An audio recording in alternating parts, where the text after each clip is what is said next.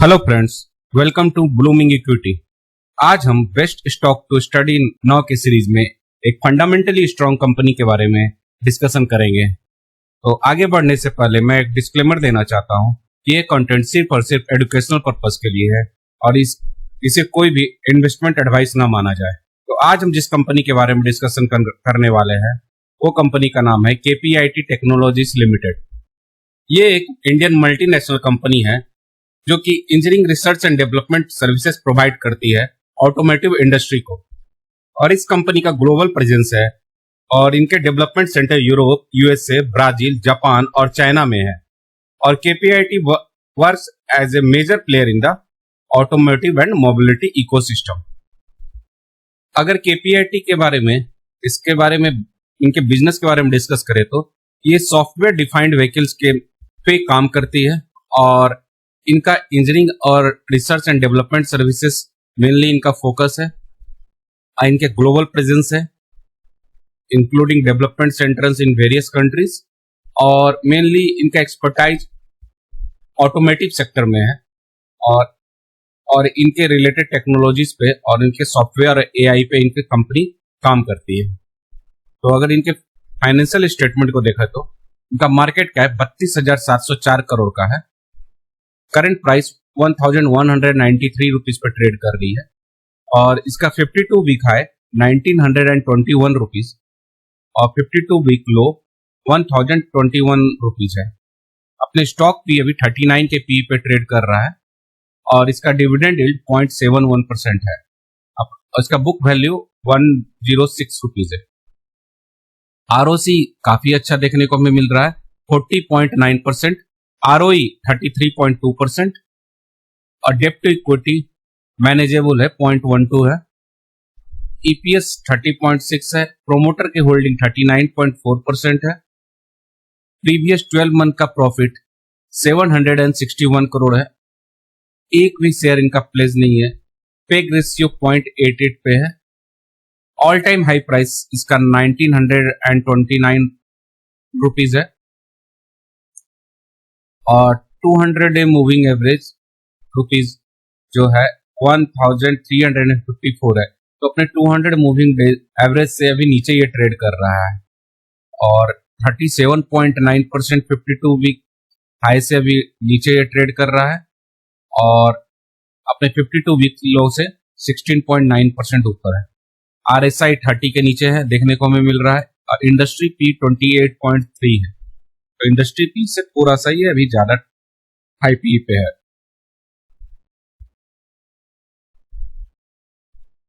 अगर इसका P ratio की बात करें तो 5 ईयर टाइम फ्रेम में इसका मीडियन पी 57.4 है और अभी मीडियन पी से यह नीचे ट्रेड करता हुआ हमें देखने को मिल रहा है। अगर 3 ईयर टाइम फ्रेम में देखा जाए तो इसका मीडियन पी 67.2 है और मीडियन पी से काफी ये अपने नीचे ट्रेड करता हुआ दिख रहा है। और 1 ईयर टाइम फ्रेम में अगर देखें तो अपने लोएस्ट पी के आसपास ये देखने को हमें मिलेगा।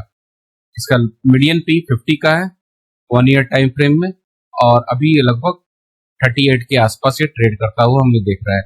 तो तीनों टाइम फ्रेम में 5 ईयर, 3 ईयर एंड 1 ईयर तीनों टाइम फ्रेम में अपने मीडियन पी से नीचे ट्रेड करता हुआ दिख रहा है। अगर इसे क्वार्टरली रिजल्ट की बात करें तो मार्च 2025 में इसने अपने प्रीवियस ईयर एंड ईयर में ग्रोथ देखने को मिल रहा है जो कि पिछले साल मार्च में 1,318 करोड़ का सेल्स इसने किया था वो बढ़ के इस मार्च क्वार्टर में 1,528 करोड़ का हो चुका है। ऑपरेटिंग प्रॉफिट के बारे में बात करें तो 272 करोड़ से बढ़ के 323 करोड़ का और ऑपरेटिंग प्रॉफिट मार्जिन भी इसने सेम मेंटेन किया था 21%। और अदर इनकम थोड़ा सा ज्यादा देखने को मिल रहा है हमें इस क्वार्टर में 60 करोड़ का जो कि लास्ट ईयर के क्वार्टर में 17 करोड़ का था। प्रॉफिट बिफोर टैक्स 224 करोड़ का जो लास्ट ईयर था वो बढ़ के 316 करोड़ का हो गया और नेट प्रॉफिट भी अगर देखें तो 166 करोड़ का जो लास्ट ईयर था वो बढ़ के 245 करोड़ का हो रहा है। और इस कंपनी में हमें देखने को ये मिलता है कि हर क्वार्टर एंड क्वार्टर हमें सेल्स इंक्रीज होता हुआ देखने को मिलेगा। आप देख सकते हैं 652 करोड़ का 686 हुआ, 745 हुआ 917 हुआ, 1017 हुआ, 1098 हुआ, 1199, 1257, 1318, 1365, 1471, 1478, 1528। उसी तरह अगर नेट प्रॉफिट भी देखें तो 81 करोड़ से 88, 84, 104, 112, 134, 141, 157, 166, 204, 204, 187, 245।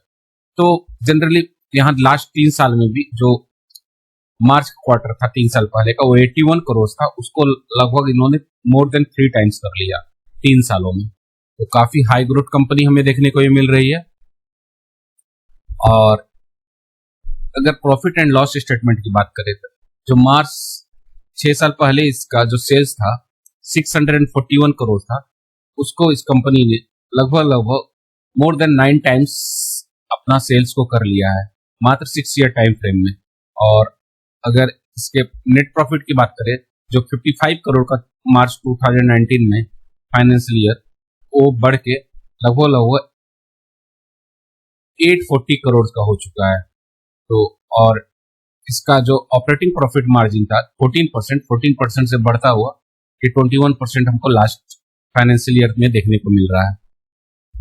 अगर इसका कंपाउंडेड सेल्स ग्रोथ की बात करें तो 5 ईयर में 22%, 3 ईयर में 34%, ट्रेलिंग 12 मंथ्स में 20%। अगर प्रॉफिट ग्रोथ की बात करें तो 5 ईयर में 40%, 3 ईयर्स में 44%, ट्रेलिंग 12 मंथ्स में 42%। अगर स्टॉक प्राइस CAGR की बात करें तो 5 ईयर में 79%, 3 ईयर में 30% और 1 साल में स्टॉक प्राइस हमें नीचे देखने को मिल रहा है, लगभग 33% माइनस में ट्रेड कर रहा है। ROE भी बहुत एक्सेलेंट है इसका, 5 ईयर में 27%, 3 ईयर में 31% और लास्ट ईयर 33%। अगर इसके बैलेंस शीट को देखें तो इन्होंने रिजर्व को अपना 691 करोड़ से जो मार्च 2019 का फाइनेंशियल ईयर खत्म हुआ था उसको बढ़ा के इन्होंने अपने रिजर्व को 2640 करोड़ कर लिया है। और इनका टोटल एसेट भी 1674 करोड़ से बढ़ता हुआ लगभग 5033 करोड़ हो चुका है पिछले 6 सालों में। अगर इसके शेयर होल्डिंग पैटर्न की बात करें तो प्रोमोटर के पास लगभग 39.45% का शेयर है, ऑलमोस्ट अनचेंज ही रखा है। इस 39.47 था लास्ट क्वार्टर में और वो सेम ही लगभग मेंटेन किया 39.45। एफआईज ने लगभग 1.5% का माल बेचा है और डीआईज ने 21.29% से अपना होल्डिंग को बढ़ाते हुए 22.36% होल्डिंग किया है। और पब्लिक ने भी अपना होल्डिंग को बढ़ाया है। तो वीक हैंड्स में थोड़ा सा हमें ज्यादा देखने को मिल रहा है लास्ट क्वार्टर से, लेकिन एफआईज थोड़ा सा कम किया है और डीआईज ने थोड़ा बढ़ाया है। अगर इसका टेक्निकल चार्ट पैटर्न को हम लोग देखें तो ये शेयर अपना लाइफ टाइम हाई टच करने के बाद वहां से एक ट्रेंड लाइन को मेंटेन करते हुए डाउन साइड में, डाउन ट्रेंड में ही हमने को देखने को मिल रहा है। ये शेयर यहाँ पर इसको ट्रेंड लाइन को यहाँ पे रेसिस्टेंस फेस किया, सेम यहाँ रेसिस्टेंस फेस किया, यहाँ पे भी रेसिस्टेंस फेस किया, यहाँ पे भी इसने फेस किया रेसिस्टेंस, फिर ये यहाँ पे भी इसने एक रेसिस्टेंस फेस किया है। और उसके बाद जब ये और डाउन हुआ इसके बाद ये नीचे एक ट्रेंड लाइन और बनाते हैं, हम देखते हैं उसी ट्रेंड लाइन पे भी ये सपोर्ट लेता हुआ हमें देखने को मिल रहा है।